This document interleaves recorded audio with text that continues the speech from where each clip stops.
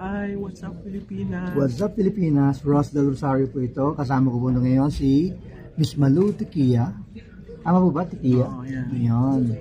Magpakilala po kayo. Ano po ba yung, who is Malu Tikia? Ay, ako lang po yung ordinaryong tao na mahilig magkomento sa politika. 30 years na ako sa politika.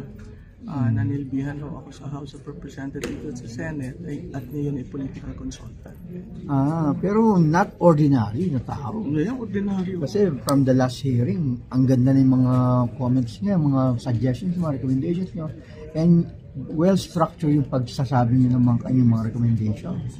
Salamat diba? po, salamat. So, ang background niyo po ba is journalism? Hindi po. Ako po yung political science, tapos meron akong public na master's at saka political management na master's. At tapos na ako ng aking mga units sa PhD. I-defend ko na lang po yung dissertation ko. So, you're not an ordinary vlogger, di ba? Hindi nga ako vlogger, no? Ako ay komentarist na lamang. Meron po akong op-ed na column sa Manila Times. Yun po yung ginagawa ko. Manila Times. Okay. So, opinion editorial. Opo. Op-ed. So, more on writing po kayo, ma'am? Opo. Pero you also do videos? Oo, meron akong video dun sa aking maliit na kumpanya. Meron po kami nag-explain ng hot button issues.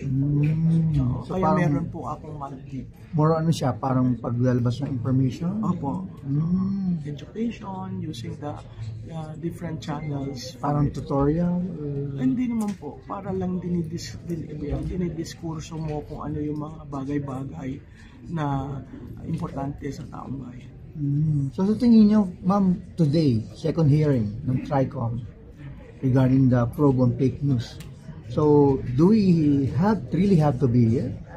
Well, ako nga ako ay nagtataka ba't ako kinumbida pa dahil mukhang naibigay ko na lahat na dapat kong maibigay ng unang hearing, pero katulad ng sinabi ni Congressman Barbers, kailangan daw ng input on the process of regulation. So, siguro susubukan natin makaambag doon. Ayun. Kaya, parang marami nga kayong ma-share information about that eh. Kaya siguro pinatawag kayo. Buong araw ho tayo nandito. Sayang ang panahon natin. Kaya wala bang way para they can compensate for our time? Ay, ang suggestion ko nga, sumulat na lamang. Sumulat tayo ng proposal sa kanila. Pakisubmit natin sa kanila para okay na. Actually, that's what I did. Pero wala naman po nagre-reply dun sa email na, di ba, yung same email na nag-invite sa akin. Sumasagot ako doon. Nagbigay ako ng recommendations mo lang para hindi na ako pupunta nilang. Wala naman sumasagot. Hindi puro invite lang eh.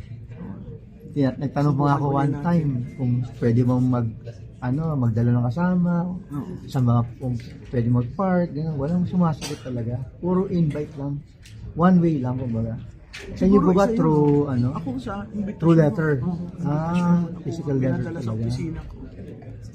So ako naman ho dahil may ganun, kaya ako pumunta. Pero ma'am, sa tingin nyo kasi, ang natin, probe is on fake news, di ba? Do you really believe na ang fake news is nagkalat talaga? Kaya kailangan mo siguro, ang una is basic education, ano ang misinformation, malinformation, disinformation, para maintindihan ng taong bayan ano ba yung fake news. So dun sa issue ng fake news, kailangan nung mapag-aralan yun kasi anything na ididiin can border into freedom of expression and freedom of speech. Nagkakwento nga kami ni Press1.ph kanina, sabi niya, hindi na dapat gamitin yung term na fake news kasi once na, once na nilabas mo, yun sa news. Salamat po. Okay, salamat.